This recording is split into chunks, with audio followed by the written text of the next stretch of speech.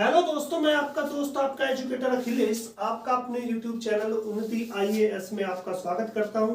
दोस्तों, हम आज जो सीरीज चला रहे हैं उस सीरीज के अंतर्गत वो SSC GD के महत्वपूर्ण क्वेश्चन लेकर आए हैं जिस पर GD वर्क कर रहा है या आपको पेपर में दे रहा है। तो आइए, फर्स्ट क्वेश्चन क्या है हमारा कि कोई राशि 5% वार्षिक चक्रवृद्धि ब्याज की दर पर उधार लेकर ₹882 की 2 बराबर किस्तों में वापस की गई तो उधार ली गई राशि थी। अगर इस प्रकार का क्वेश्चन आपको किस्तों का पूछ लिया जाता तो करते कैसे, पहले दर को ले लेते हैं।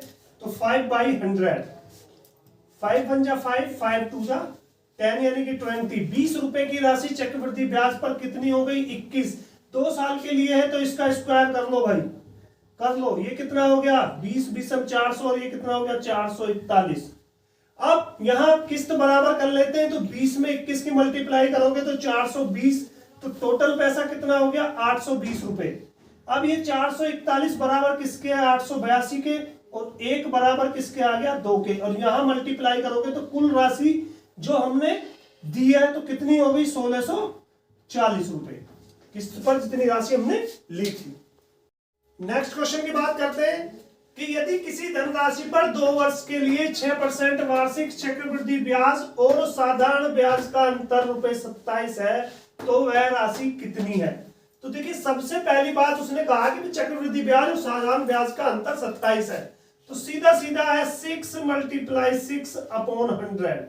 भाई पहले साल भी 6 है, दूसरे साल भी 6 है, तो इससे डिवाइड करोगे तो 0.6 और 0.6 कितना आ गया? 0.36। ये आपका क्या निकल के आया? डायरेक्ट अंतर निकल के आ गया।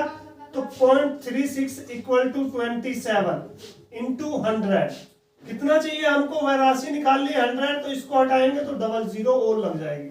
9 चौक 36, 9 तिया 27 और 25 चौका 100, 25 थी 7500 रुपए। कितने रुपए? 7500 रुपए। नेक्स्ट क्वेश्चन कि 2 रेलगाड़ियां क्रमशः 45 किलोमीटर प्रति घंटा तथा 30 किलोमीटर प्रति घंटे की गति से विपरीत दिशाओं में जा रही हैं, जिनकी लंबाइयां क्रमशः 450 मीटर तथा 550 मीटर है, तो धीमी गति वाली रेलगाड़ी तेज गति वाली रेलगाड़ी को पार करने में कितना समय लेगी? अगर इस प्रकार का क्वेश्चन आता है तो देखिए, रेलगाड़ी दोनों एक दूसरे के विपरीत जा रही हैं। एक 450 मीटर की लंबाई है और इसकी कितनी है? 550 मीटर की।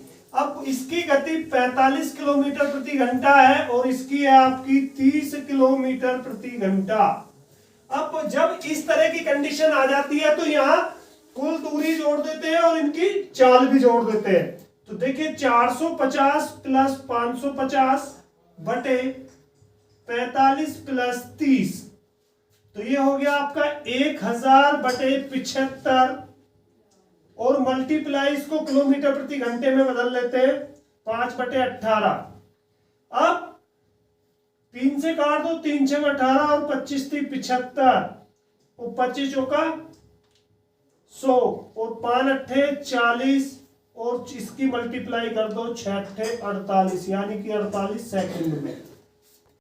अब बात करते हैं नेक्स्ट क्वेश्चन की कि दिए गए एक मिश्रण में दूध व पानी का अनुपात 5:1 है। यदि मिश्रण में 5 लीटर पानी मिला दिया जाए तो दूध व पानी का अनुपात 5:2 हो जाता है। तो मिश्रण में दूध की मात्रा कितनी है? देखिए, मिश्रण में दूध की मात्रा निकालनी है तो यहाँ दूध ले लेते हैं और यहाँ ले लेते हैं पानी। पहला अनुपात हमारा 5:1 का है और दूसरा अनुपात हमारा कितना है? 5:2 का। अब देखिए, 5 लीटर पानी मिलाया हमने मिश्रण में, तो यहाँ अंतर कितने का आ गया? अनुपात में 1 का अंतर है, जो किसके बराबर है? 5 लीटर पानी मिलाने के। पूछ लिया कि भाई दूध कितना है, तो इसकी ही मल्टीप्लाई यहाँ कर दो, 5 × 5 = 25, यानी कि मिश्रण में 25 लीटर दूध है और आपका ऑप्शन नंबर फर्स्ट सही होगा। नेक्स्ट क्वेश्चन की बात करते हैं कि एक विक्रेता एक वस्तु के अंकित मूल्य पर 10% की छूट देने के बाद भी 20% का लाभ कमाता है।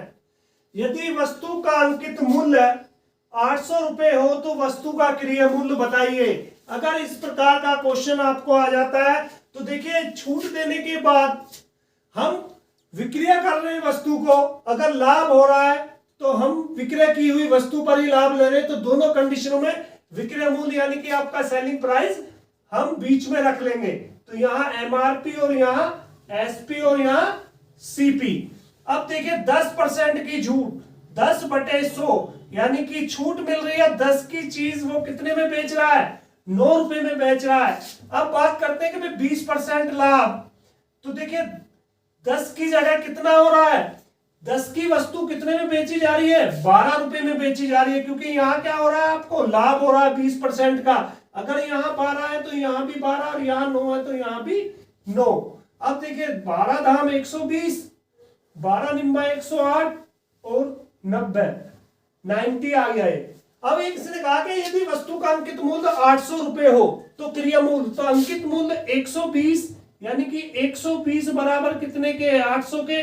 हमें निकालना क्या है, क्रिया मूल्य यानी कि 90। 3 चौक 12 और 3 तिया 9 और 4 दूनी 8, तो 1 बराबर किसके आ गया, 2 तिया 6 यानी कि 600 रुपए। तो वस्तु का जो अंकित मूल्य क्रिया मूल्य होगा वो आपका कितना होगा, 600 रुपए होगा, और आपका ऑप्शन नंबर 3 सही होगा। देखिए क्वेश्चन, एक संतरे विक्रेता ₹6 में 5 की दर से संतरे खरीदता है तथा ₹3 में 2 की दर से बेच देता है। इस सौदे में उसे हुए लाभ हानि प्रतिशत बताइए। तो अगर इस प्रकार का क्वेश्चन आता है आपका, तो देखिए करना क्या है कि भाई 6 रुपए में कितने 5 खरीद रहा है और बेच कितने रहा है, 3 रुपए में 2 की दर से बेच रहा है। तो इसकी मल्टीप्लाई यहां कर दें और इसकी यहां कर दें, तो 3 पंजे 15 और 6 दूनी 12। जितने के उसने 15 खरीदे हैं उतने के 12 बेच दिए। कितने बेच दिए, 12 बेच दिए। तो अंतर कितने का आ गया, 3 का प्रॉफिट हो गया उसे, कितने पर, 12 पर, मल्टीप्लाई 100। 3 चौक 12 और 25 चौका 100, यानी कि 25% का उसको क्या हो गया, लाभ हो गया। क्या हो गया, लाभ हो गया।